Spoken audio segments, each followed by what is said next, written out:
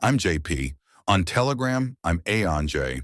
I got into Bitcoin in 2013, traded some Litecoin, Dash, and even some Maxcoin, took part in the first Ethereum ICO, Augur, and many more after that, and I've been at it ever since.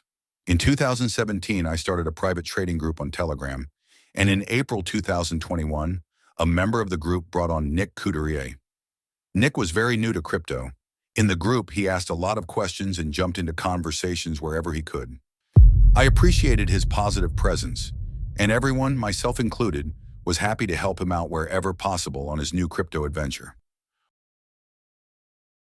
On May 7th, 2021, Nick messaged me privately for the first time, looking for advice on how he might incorporate blockchain into a cannabis app he was trying to put together.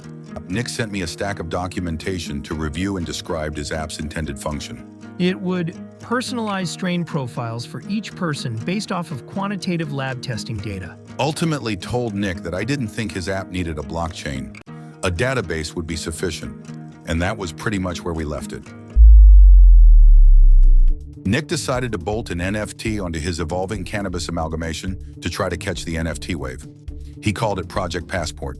He got a website and Discord, and then messaged me about his new endeavor in February 2022. Around this time, Nick asked an important question. Hey, just curious if you have any thoughts or opinions on myself and my partner being doxxed for my marijuana app, and why so many teams choose to remain anonymous.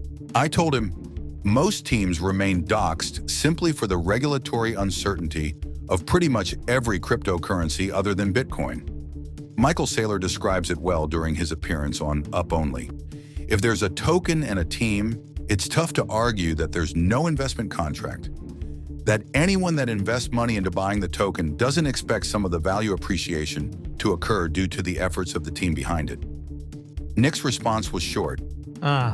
Okay, gotcha, thank you. Nick then pitched me to join him more formally as an advisor. I was wondering if you would like a more formal role with this venture. I need someone that is experienced in blockchain, crypto, and NFTs. Tokenomics. I need someone with credibility and gravitas that can talk the talk on the blockchain side. Someone that I can bounce ideas off of. Maybe someone that can make introductions to NFT designers, developers, an engineering brain, but also a good person, and someone that I trust. And over the last year or so, I think that you check both of those boxes. In the end, I politely declined, but offered to advise wherever I could. I minted his NFT when it launched, but not much materialized afterward, and the project kind of fizzled out along with the crypto NFT craze. In March 2024, Nick messaged me for the first time about meme tokens. Along the way, we acquired a bunch of Twitter assets, with this one being my largest account, Genius Pothead. This large account and its 400,000 plus followers have opened a lot of doors for me over the past year. There's something to be said about social proof, so we are launching a meme coin, culture coin, community coin, whatever you want to call it. A token, if you will. I would love to get your advice, feedback on the project, and was hoping that you could jump on a call next week to talk about tokenomics, what makes a good meme coin, etc. I asked, why have you decided to launch a meme coin, besides hoping number go up? Just to try play around and give it a whirl? Marketing tool for Passport? Yes, hoping number goes up. But it will also indirectly serve as a marketing tool for Passport, as well as a capital raise for marketing and development. This large account has helped me open several doors with other cannabis NFT projects and NFT projects in general, to where I think we can generate some buzz with the project. We very much want to push this as invite-only, underground, speak-easy type of feel.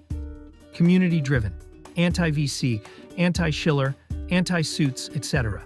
Nick sent over a list of topics he wanted to discuss over a subsequent Zoom call. His list made one thing clear. He wanted to do a token pre-sale launch. My first thought was, a pre-sale for a meme token launch is a bad idea. A pre-sale pushes a token into the realm of investment contracts and too often ends in lawsuits, SEC regulation, or both. Nick sent me his partner's LinkedIn profile, which showed inter alia, Marty Jacobs was acting CTO at Solidity Law, so maybe they knew what they're doing. Nonetheless, the prevailing standard for launching meme tokens on Solana was well established by Pump.Fun, a fair launch with no pre-sale and no team allocation. And it provided hard rug pull protection by burning the LP token after the liquidity pool was established on Radium. Before our call, I sent Nick links to several meme token trading platforms, a document from the Fair Crypto Foundation, and my quick answer about how I felt about a presale.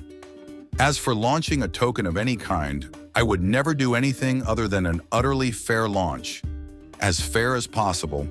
No one gets an advantage in any way. Anything less than utterly and completely fair is inviting the SEC to come take your money. During the call, Nick seemed undeterred, so I gave him the best advice I could. Be completely transparent about everything. Disclose as fast as possible and don't omit material info. If your transparency is lacking in any way, regulators will consider it fraud, regardless of your intention. A few weeks passed. I nudged him one last time, and Nick responded, I guess I don't fully understand how a new project just airdrops a token and achieves a valuation, and therefore has a successful launch. Private presale makes sense to me. Public sale, IDO, those all make sense to me. On May 17th, Nick pitched me to invest in his presale. Now it would be a utility token rather than just a meme token. He also told me he had found another advisor. I have a dude that you should meet. Does a ton of meme coins, but very smart and technical. I think that the two of you would hit it off. He's advising me on this project. Uniswap villain. He does his spaces on Mario Nawfal's channel every Monday and Friday at 12 p.m. Pacific Standard Time about meme coins and copy trading. Super smart dude. It had been 3 years since Nick had joined my Telegram group, and I wanted to support his efforts. I knew he worked hard, and I figured he would put in an honest effort. I invested 50 Solana, about $9,000 at the time. Nick said his total raise was about $250,000. On July 25th, 2024, the weed token launched. I had other things going on, so I wasn't around for the launch. I dropped into the weed Telegram group a few times, once to post about Murad.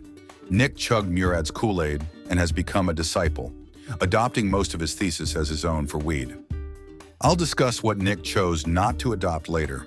It wasn't until November 8th that I had some real time to dig into weed transaction data and the message history in the weed Telegram that I discovered someone was lying. Weed was, in fact, a slow rug pull,